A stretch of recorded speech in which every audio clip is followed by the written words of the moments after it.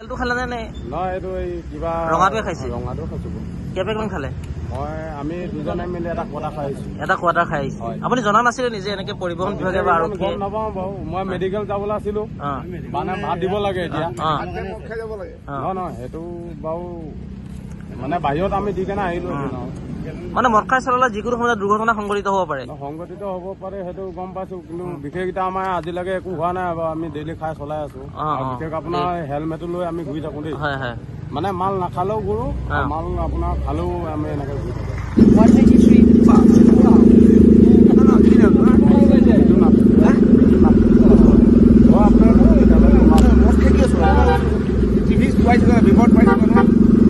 লখিমপুৰ জিলাৰ চালধোৱা আৰক্ষী চকীৰ সন্মুখত ইতিমধ্যে লখিমপুৰ জিলা পৰিবহন বিভাগৰ এটা বৃহৎ দলে যি নৱবৰ্ষৰ উপলক্ষে এই তালাচী চলোৱা পৰিলক্ষিত হৈছে। ইতিমধ্যে লখিমপুৰৰ বিভিন্ন স্থানত দিনে নিশাই কষ্ট কৰি এইসকল যি পৰিবহন বিভাগেই হওক বা অসম আৰক্ষীয়ে হওক তেওঁলোকে এনেধৰণে ব্ৰেথ এনালাইজাৰ মেচিনেৰে তেওঁলোকে চেকিং কৰি থকা পৰিলক্ষিত হৈছে যে কোনো ড্ৰাইভ কৰিছে নেকি। ইতিমধ্যে এই সম্পৰ্কত তেওঁলোকে এইক লৈ তীব্ৰ তালাচী চলি থকা পৰিলক্ষিত হৈছে। আৰু চাউলধোৱাৰ পৰিৱেশ দেখুৱাই আছো। যিকোনো বাহন আনকি ছুপাৰৰ পৰা আদি কৰি যিকোনো সৰু বাহন মালবাহী ট্ৰাকৰ পৰা আদি কৰি কোনো বাহন খাৰি যোৱা নাই। তন্ন তন্নকৈ তেওঁলোকে পৰীক্ষা চলাইছে। এয়া চাউলধোৱাৰ পৰিৱেশ আমি আপোনালোকক দেখুৱাই আছো।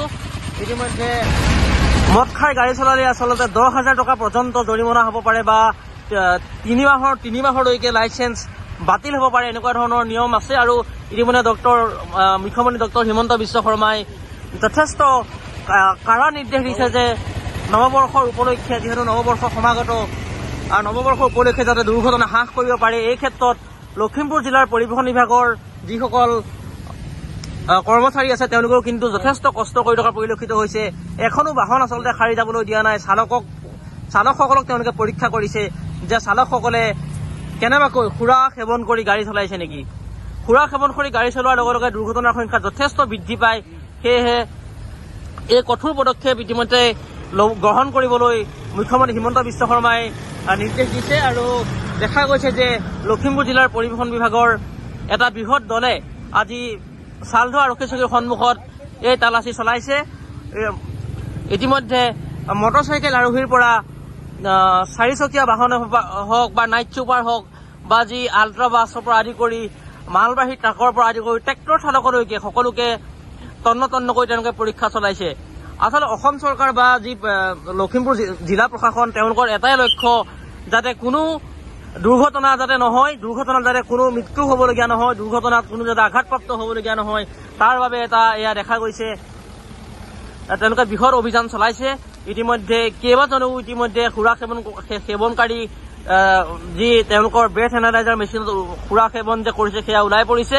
আৰু এনেকৈ দেখা গৈছে যে তেওঁলোকে তন্ন তন্নকৈ পৰীক্ষা চলাইছে চাউলধোৱা আৰক্ষী চকীৰ সন্মুখত। এয়া লখিমপুৰ জিলাৰ চাউলধোৱাৰ পৰিৱেশ।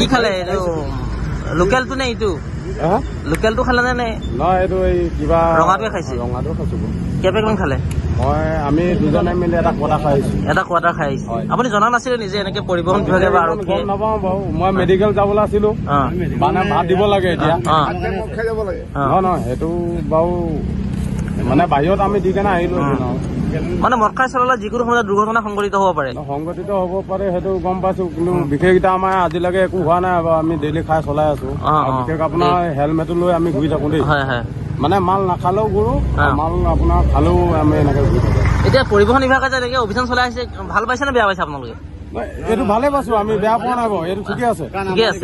এইটো যাতে আমি আজি ভুল কৰিছো, আপোনালোকে আমাক বুজাই দিছে যে আমি বুজি পাইছো। বিশেষ আৰু বেলেগ এজনে যাতে এনেকে হ'ব নালাগে এইটো অনুৰোধ জনাইছে। এইটো আমি অনুৰোধ জনাইছো যাতে আমি যেনেকে খাই এতিয়া আপোনাৰ 10,000 টকা ফাইন হ'ব আৰু আপোনাৰ লাইচেন্স আছে নে নাই?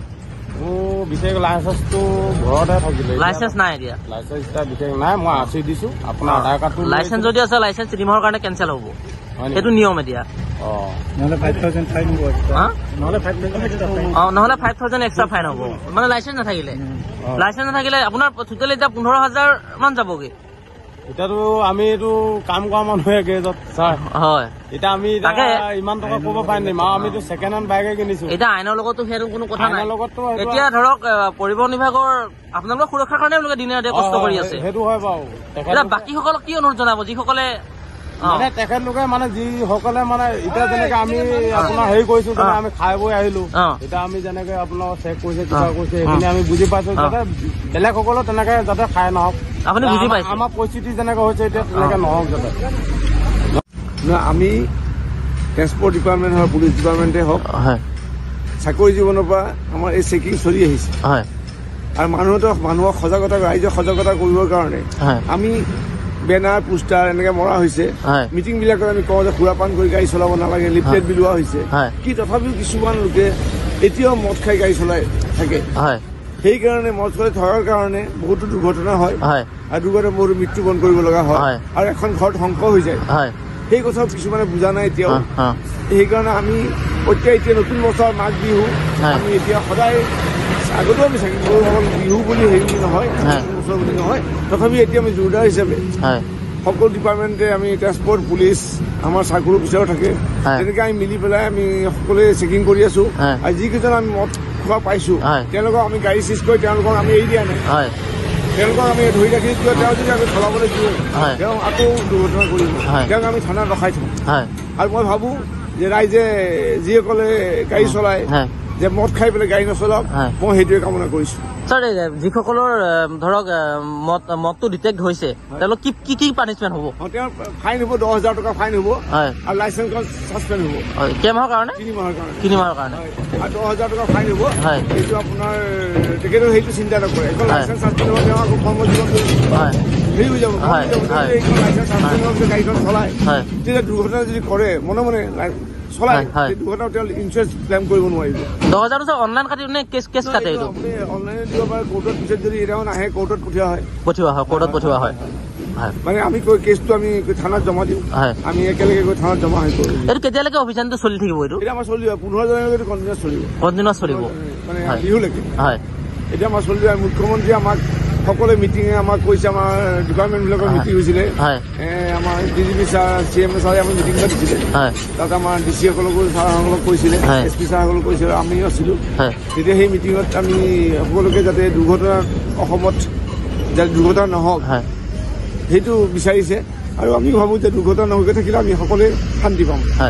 কিন্তু ছাৰ 2024 বৰ্ষত কিন্তু 2024 বৰ্ষত যেতিয়া সমাগত হৈছিল তেতিয়া যথেষ্ট কম হৈছিলে কিন্তু দুৰ্ঘটনাটো। এইবাৰো এনেকুৱা কৰিলে অলপ কম হ'ব বুলি আশা কৰা হৈছে। বহুত কম হ'ব, যিহেতু মানুহে বহুতে গম পাইছে। গম পোৱাৰ লগে লগে বহুতে কিন্তু ভাবিছিলে যদি গাড়ী চলাই মদ খাই যাম, কিন্তু বহুতে এতিয়া চলোৱা নাই, মদ খাই চলোৱা নাই, সেইটো বহুত কমিছে। সেইটো নহয় যে আমি ডেইলি 6, 7, 8, 9 এনেকে কেছ পাইছো, কিন্তু ইমানখিনি গাড়ীৰ মাজত বেছি এটা হোৱা নাই। কিন্তু এইখিনি আমি চেকিং হৈ থকাৰ কাৰণে মানুহৰ মদ খোৱাটো অলপ কমিছে, যথেষ্ট কমিছে, কিন্তু বহুত কমিছে। সমাগত নৱবৰ্ষ আৰু নৱবৰ্ষ উপলক্ষে ৰাজ্যত দুৰ্ঘটনাৰ সংখ্যা যাতে হ্ৰাস হয়, দুৰ্ঘটনা যাতে নহয়, তাৰ বাবে মুখ্যমন্ত্ৰীয়ে কঠোৰ নিৰ্দেশ দিয়াৰ পিছতেই যি অসম আৰক্ষী আৰু পৰিবহণ বিভাগ আছে তেওঁলোকে অভিযান চলোৱা পৰিলক্ষিত হৈছে। ইতিমধ্যে লখিমপুৰ জিলা প্ৰশাসন আৰু লখিমপুৰ জিলা পৰিবহণ বিভাগে, লখিমপুৰ আৰক্ষী আৰু লখিমপুৰ জিলা পৰিবহণ বিভাগে তীব্ৰ তালাচী অভিযান প্ৰত্যেক দিনাই চলাই আছে। কালি বগীনদীত এই তালাচী অভিযান চলাইছিলে, আৰু আজি চালধোৱা আৰক্ষী চকীৰ সন্মুখত এই তালাচী অভিযান চলাইছে।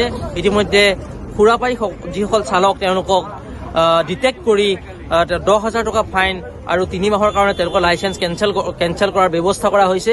আৰু আজি লখিমপুৰ জিলাৰ যি DTO সীমান্ত বৰাকে আদি কৰি লখিমপুৰ জিলা এনফৰ্চমেণ্টৰ এটা বৃহৎ দলে চালধোৱা আৰক্ষী চকীৰ সন্মুখত তালাচী চলাই থকাৰ পৰিলক্ষিত হৈছে। ইয়াত এটা কথা পৰিলক্ষিত হৈছে যে বহু লোক সচেতন হৈছে, কিন্তু যথেষ্ট লোক বৰ্তমানেও সচেতন হোৱা নাই।